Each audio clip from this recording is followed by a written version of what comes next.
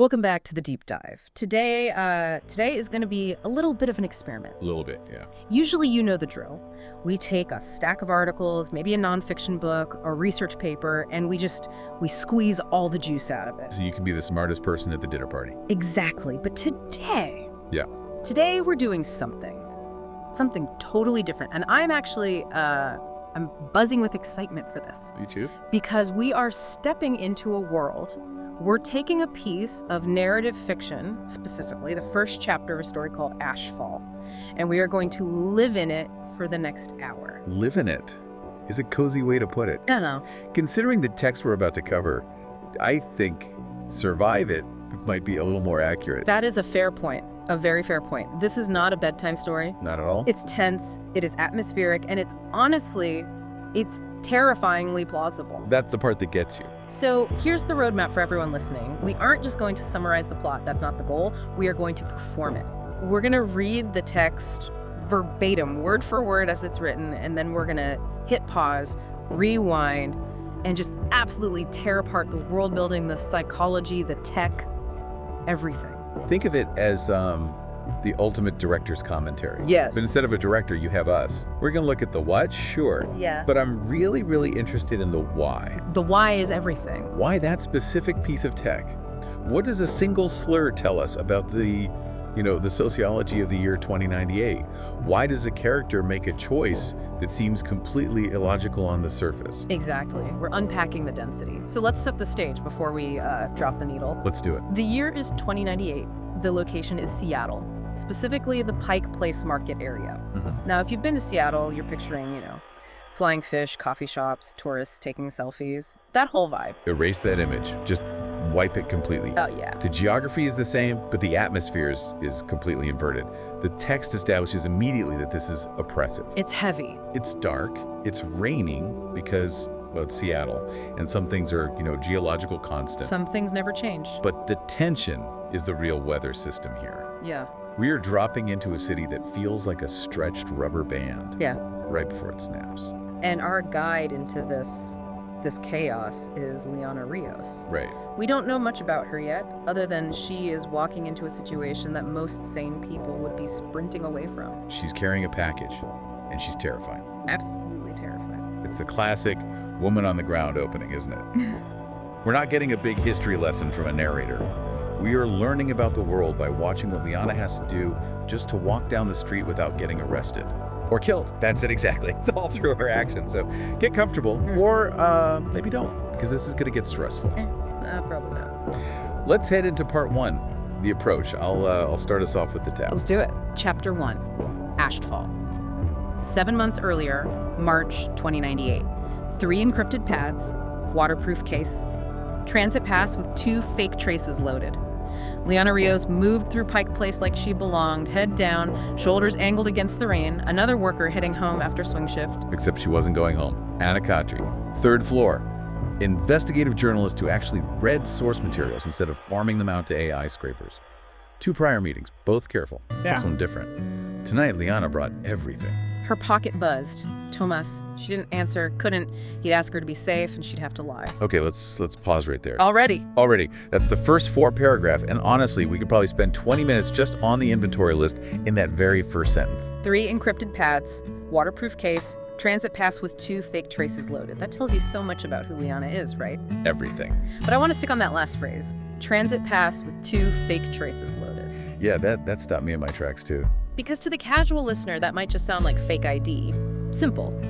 But fake trace implies something much more active, doesn't it? Oh, much more active. In 2098, you can't just have a card with a fake name. It's not enough. Yeah. The surveillance state isn't just looking at your credentials, it's looking at you. Your body. Your biometrics. So let's break down what a trace likely is in this context. It implies that the city is tracking, everything. Movement patterns, digital exhaust, maybe even gait analysis. Gait analysis? You mean the way she walks? Exactly, the way she walks. There's technology surfacing even now in our time that can identify a person by the rhythm of their stride, the length of their step, the swing of their arms. That's terrifying. So if the computer knows you're Liana Rios and you put on a wig and a fake name tag, the computer just says, nope, that walk is 99.9% Liana Rios. Alert. So if she has fake traces loaded, what is she actually doing? It's not just a fake picture. No, she is likely carrying a device, maybe it's embedded in that transit pass, that is actively spoofing the sensors around her. It's digital camouflage. Wow. It's broadcasting a signal that says, I am not Liana. I am worker 452. My stride is average. My heart rate is normal. I am going to the suburbs. It's like noise-canceling headphones, but for your identity. That is a perfect analogy. That's exactly it. She is broadcasting white noise to mask her true signal. God, the stress of that. Well, think about it. If the battery dies, if the signal lags for a split second, if the handshake with the checkpoint fails for just a microsecond, the system flags her. The whole thing's blown. She is hacking the city with every single step she takes. And she's doing it while physically acting the part. Head down, shoulders angled against the rain. Right. She has to match the physical performance to the digital lie. The two have to be in sync. Which tells us she's a pro. Or at least she's highly trained. Oh, yeah. She knows how to be invisible. Right. She isn't a soldier, kicking down doors. She's a ghost. A ghost in the machine. Now let's look at where she's going. She's heading to Anna Khatri. And the description here is just... it's so interesting. I love this part. Anna is described as an investigative journalist who actually reads source materials instead of farming them out to AI scrapers. This is such a cynical, brilliant bit of world building. It tells us the entire state of the media in 2098 in one sentence. Right. It implies that farming out to AI scrapers is the norm. It's the default setting. It implies that journalism has become this automated industrial process. You have AIs scraping data, synthesizing it into narratives, and publishing it probably without a human ever really understanding the nuance. Oh my God. It's the dead internet theory come to life, where bots are just talking to bots. So a human who actually reads, that's a luxury item. It's a premium service, and it's dangerous. That's the other side of it.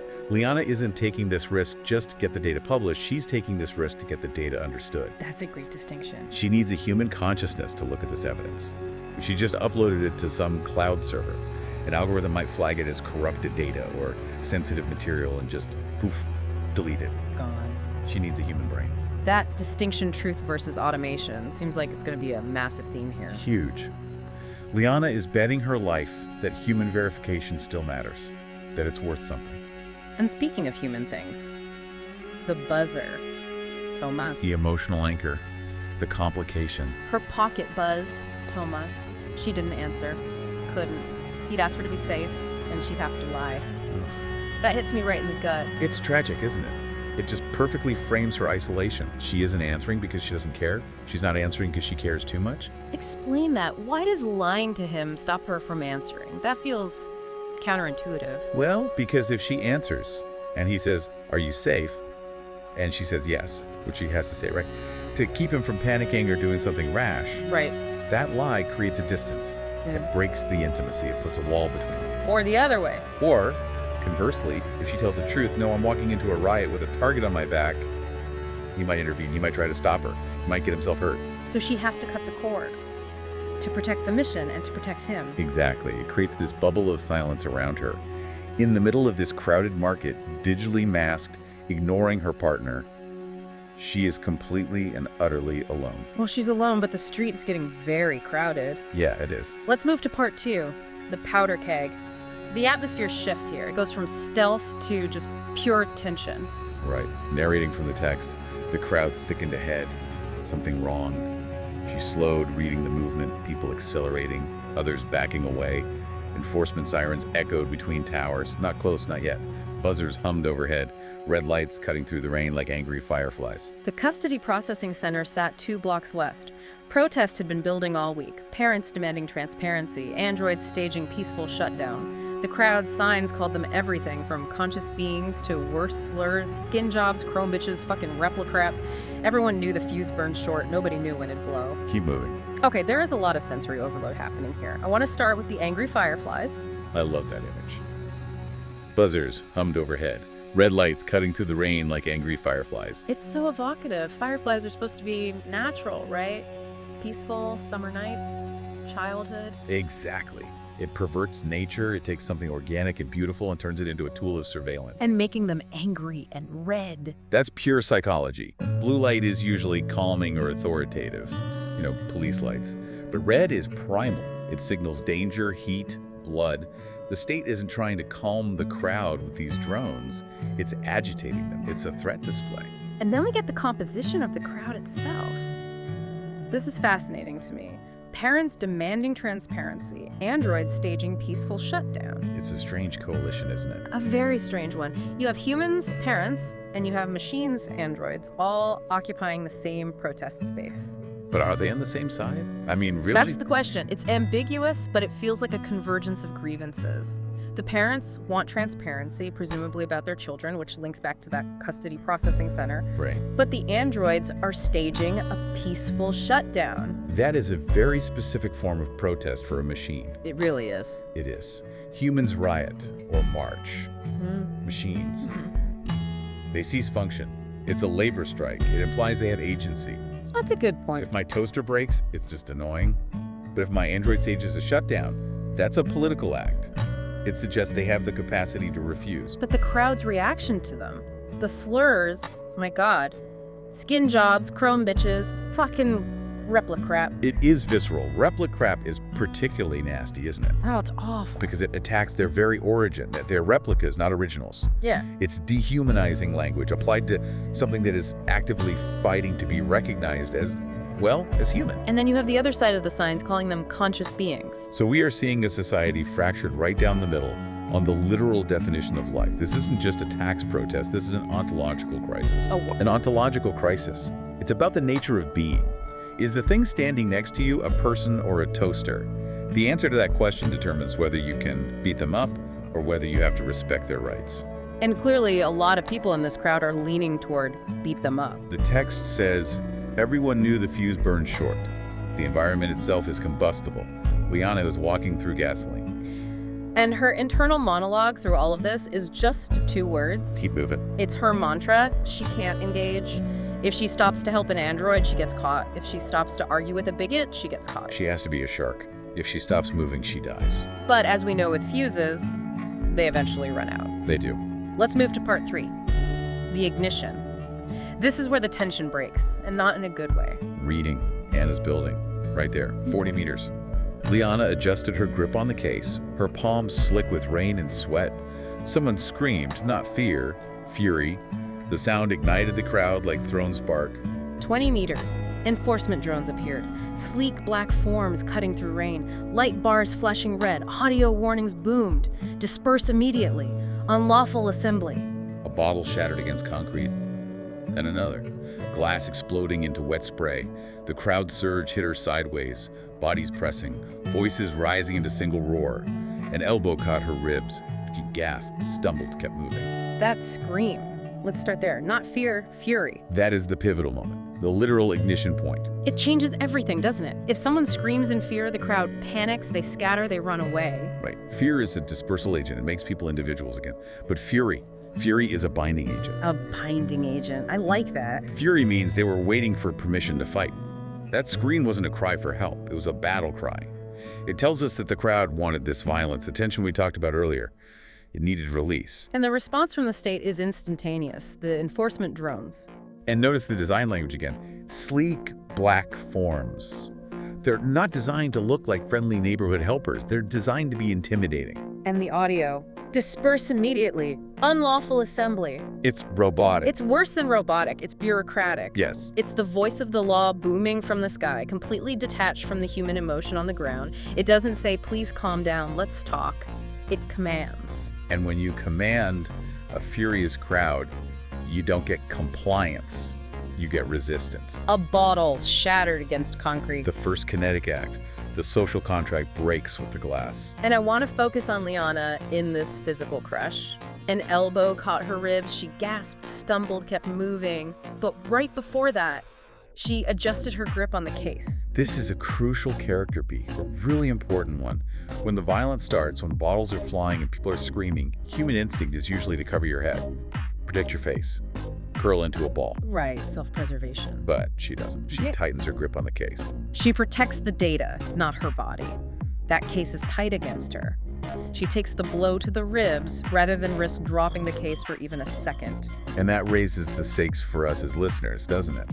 Immensely. It tells us, without saying a single word, that the contents of that case are worth more than her physical safety. More than her own body. She is willing to be broken to deliver this package. Which begs the question. What the hell is in the case? Well, this is the deep dive. We don't have to wait. Part 4 reveals the contents. And I have to warn you, this is heavy. Yeah. I read this part 3 times just to make sure I was understanding it correctly. Go ahead. 15 meters. She wedged through. Case tight against ribs. Couldn't drop it. 7 months of work. Correlation maps. Custody placement patterns. Labor contracts. Everything proving they were farming children through legal channels. Shipping them to peripheral work zones where surveillance glitched and accountability died. The evidence had to reach Anna. Had to. Okay. Let's just sit with that for a second. Farming children. That phrase, it feels, I mean, is that hyperbole? Is she just being dramatic in her own head? I wish I could say yes. Yeah. I really do. But look at the supporting evidence she lists. Correlation maps, custody placement patterns, labor contracts. Those are bureaucratic terms. Cold. Exactly. If you were just kidnapping kids off the street, you wouldn't have custody placement pattern. You'd have ransom notes. This implies a system, a process. Farming suggests an agricultural industrial process. You grow them, you process them, you harvest them. The fact that it's done through legal channels is the true soul-crushing horror here. It's not a guy in a van offering candy. It's the state. It's the foster care system. It's the labor board. They are taking wards of the state vulnerable children and placing them. Placing them in peripheral work zones. And it ties back to the surveillance theme we talked about earlier, where surveillance glitched and accountability died. This is the aha moment for the world building, isn't it? It is. We've established that the city is a panopticon. Cameras everywhere. You need fake traces just to walk down the street. So, in a world where everything is seen, how do you commit a massive crime? You create a blind spot. You don't just find a blind spot, you manufacture one. The glitch isn't a bug, it's a feature. The corporations or the government have intentionally created zones where the cameras don't work. Peripheral work zones. So we're talking about factories, maybe mines, waste processing plants on the edge of the map. Exactly. Places where polite society doesn't look. And because the surveillance glitch is there is no record. And in a data-driven society, if there is no data, there is no crime. Accountability died. That line is just brutal. It suggests that morality is entirely dependent on observation. If the camera is off, anything goes. It's the ultimate cynicism. It turns the whole watched world argument on its head. Usually we say surveillance is bad because it invades privacy. This text is saying, yes, but the absence of surveillance is where the real monsters live. And Liana's trying to drag that monster into the light. Which explains why she took the elbow to the ribs without hesitation. If you knew that was happening, if you had the proof of industrialized child slavery, you'd take a bullet to get it out. You'd burn your whole life down. So she has the proof. She is 15 meters away from the door, but she still has to get through it. Part 5, the threshold. 10 meters. Enforcement line formed. Shields up. Projectors humming. The crowd pushed back. Someone threw a data brick. It struck a shield and exploded into angry static. The air smelled like ozone and fear. Liana reached the door. Slapped her palm against the reader. It blinked red. Denied. No, fuck. She hit the emergency call. Anna, it's me. I'm downstairs. Let me up. Silence. Then, too dangerous. Come back tomorrow. There won't be a tomorrow. Liana's voice cracked. They know I'm being followed. It's now or fucking never, Anna. 3 seconds. 5. The longest span of Liana's life. The door clicked. Green. Oh my God. I was physically holding my breath reading that. The reader blinking red. Denied. It is the ultimate nightmare scenario. It's the classic door denied trope, right? You see it in movies all the time. But it works so well here because of why it's denied. Right. It's not a technical malfunction. It's a human choice. Anna is deciding not to let her in. Let's analyze Anna's position here for a second. She is in her apartment, probably a relatively safe place. She looks at her security feed. She sees a full-blown riot. She sees Liana, who is clearly panicked and at the center of it. And she says, too dangerous. Come back tomorrow. Is she being a coward? Is that what we're supposed to think? I don't think so. Yeah. I really don't. I think she's being a professional who wants to survive. Okay. She isn't a superhero, she's a journalist. Her instinct is self-preservation. Come back tomorrow is a perfectly reasonable, logical thing to say in a normal world. But this isn't a normal world, and Liana's response is what flips the switch. There won't be a tomorrow. That is the line. That is the key that unlocks the door. Yeah. Liana is admitting that she's burned, she's cooked, she has no exit strategy. She's not going home to watch Netflix after this. Not a chance. She is telling Anna, I am a dead woman walking if you do not open this door right now. And then the silence. 3 seconds. 5. What is happening in those 5 seconds? Anna's doing the math. She's doing the calculus of a human life. Is this story worth dying for? Is this source worth blowing my cover for? Maybe losing my apartment, maybe getting arrested? If she opens that door, she is inviting the riot into her living room. And the fact that she hesitates makes it so real. If she just buzzed her in immediately, it would feel like a cheap action movie. But the hesitation, that feels like a real person terrified of the consequences. But she opens it, the door clicks green. And Liana is in, but they aren't safe yet. Not by a long shot. Let's go to part 6, the meeting. This is where the transaction finally happens. She shoved through, stumbled into the stairwell. Behind her, the crowd's roar became something animal. 3 flights, her legs burned, the case weighed nothing and everything. At the top, Anna stood in the doorway. Sharp eyes, practical jacket, zero patience for bullshit. Inside. Fast. Liana handed over the case. Everything's here. Raw data, correlation analyses, testimony transcripts. I verified every source twice. Anna's fingers moved across the encrypted reader. Her expression shifted. Skepticism to focus to something harder. Liana, if this is accurate, It is. you just torched your whole goddamn life. I know. Outside, glass shattered. Multiple impacts. Screams rose. Enforcement audio warnings escalated to threats. Then weapons discharge. Non-lethal at first. Sharp cracks that meant pain compliance rounds. Liana moved to the window. Below, the crowd boiled. Enforcement advanced. Protesters scattered and regrouped. It wasn't a protest anymore. It was ignition. I want to focus on that dialogue. That one line from Anna. You just torched your whole goddamn life. It's such a powerful line. It's not good job. It's not we got him. No, it's a eulogy. A eulogy, wow. Anna looks at the data, understands the magnitude of it, and her very first thought is to understand the cost. She knows that you don't get this kind of information without crossing a line you can never ever cross back over. It acknowledges the sacrifice. Liana didn't just risk her job or her reputation. She torched her life. She destroyed her future to save those kids. And notice the professionalism on both sides. I verified every source twice. Liana speaks Anna's language. Why is that important in this moment? Because Anna is skeptical. Her description is zero patience for bullshit. She needs to know this isn't a hoax. This isn't some conspiracy theory. Liana doesn't appeal to her emotion. She appeals to her rigor. Right. Verified twice. That is the password that gets Anna to take it seriously. It grounds the whole scene. It's not just 2 friends panicking.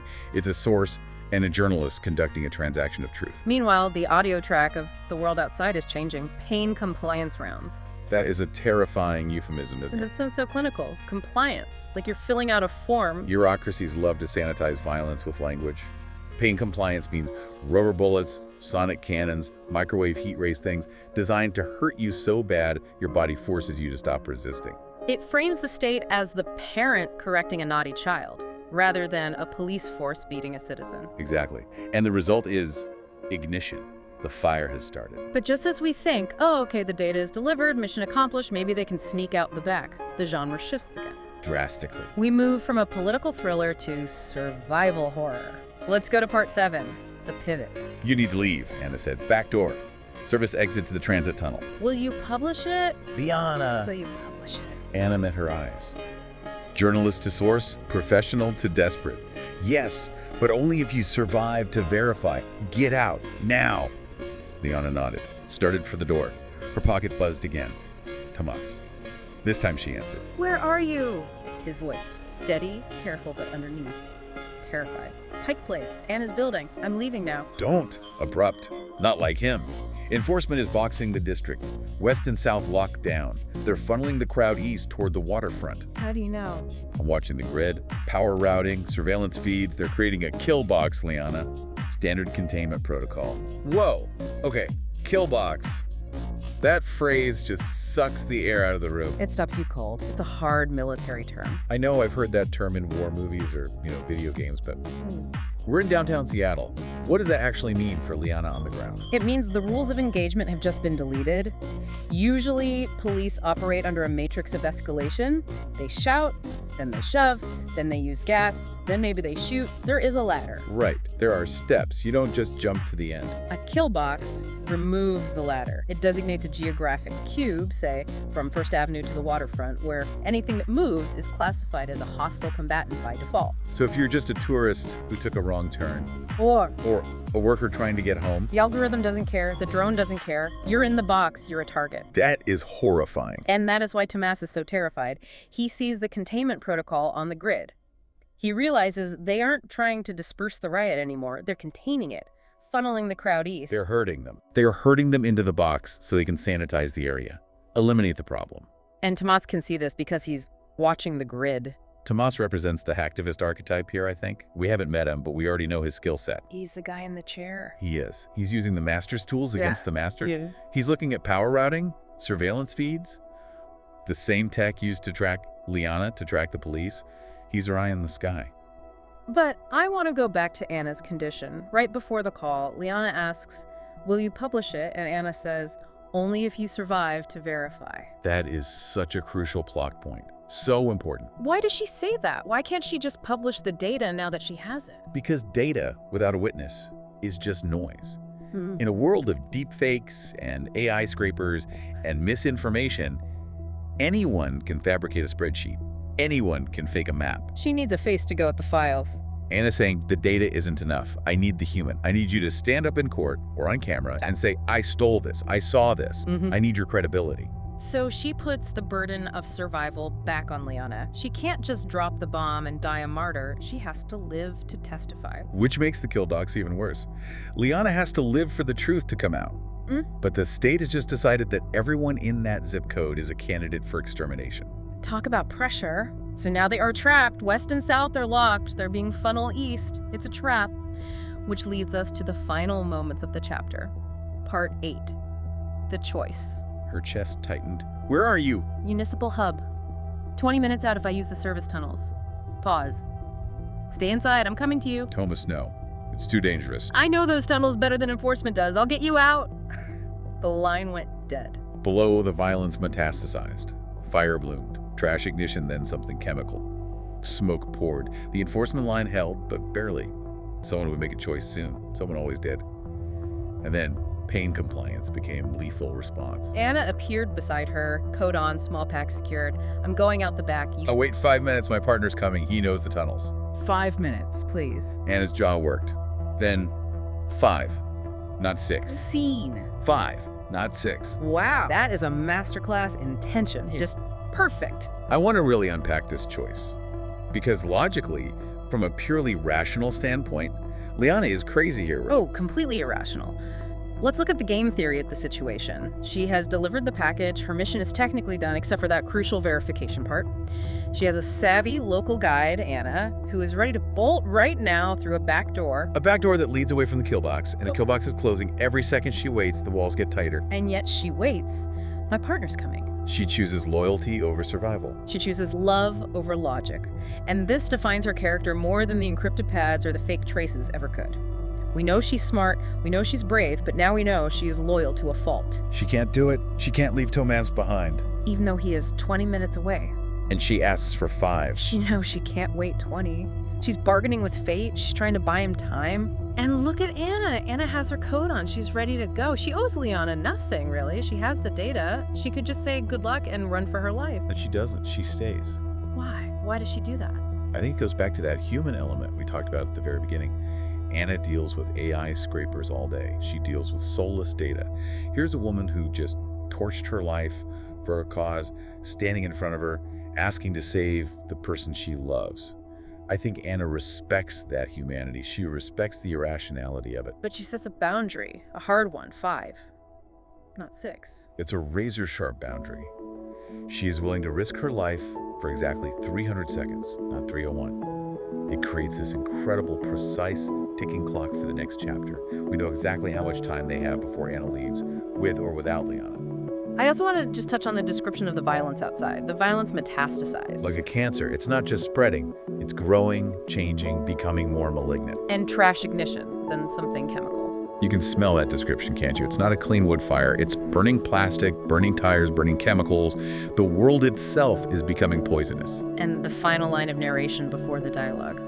And then, pain compliance became lethal response. That's the inevitability of escalation. We talked about the ladder earlier. The ladder just ran out of rungs. They stopped firing rubber bullets and started firing lead. It changes the soundscape of the scene in your head. The sharp cracks of non-lethal give way to, well, probably the heavier thud of real ballistics. It signifies that the window for any kind of peaceful resolution is gone. The kill box is active. The hunt has begun. So let's just recap where we are leaving these characters. We have a whistleblower trapped in a building with the proof of a horrific crime. We have a skeptical journalist who has just become an accomplice, checking her watch counting down from 5 minutes. We have a hacker, a partner running through underground tunnels toward a kill zone, and a riot squad advancing with lethal intent. That is one hell of a cliffhanger. It's incredible. It really is. It does exactly what good science fiction should do. It drops you right into the action, but every single piece of action tells you something critical about the world. Exactly. We didn't need a prologue explaining the history of AI or the android rights movement. We learned it by seeing a sign in a crowd. We learned about the surveillance state by seeing a transit pass. We learned about the corporate corruption by seeing what was in the case. And we learned about the cost of truth. That's the big takeaway for me from this whole chapter. We live in an age of information overload. We think information is cheap, it's free, but this story reminds us that verified truth that challenges power, is incredibly, incredibly expensive. It costs you your safety, it costs you your anonymity. It costs you your life. Liana torched her life to get those files to Anna. And I think that leads to the question we have to leave you, the listener, with today. We all like to imagine we'd be the hero. We'd be the one holding the case. We'd all like to think we're Liana. But in a world where every step is tracked, where the legal channels are the very ones being used to commit the crime, and where the only way to do the right thing is to destroy your own future, would you actually do it? Would you enter the kill box? And maybe even harder, when the building is surrounded and the fire is rising and you have a clear exit right in front of you, would you wait the 5 minutes? 5. Yes. Not 6. That's it for this deep dive into Ashfall. Thank you for walking into the rain with us. Get your traces. Stay safe. See you next time.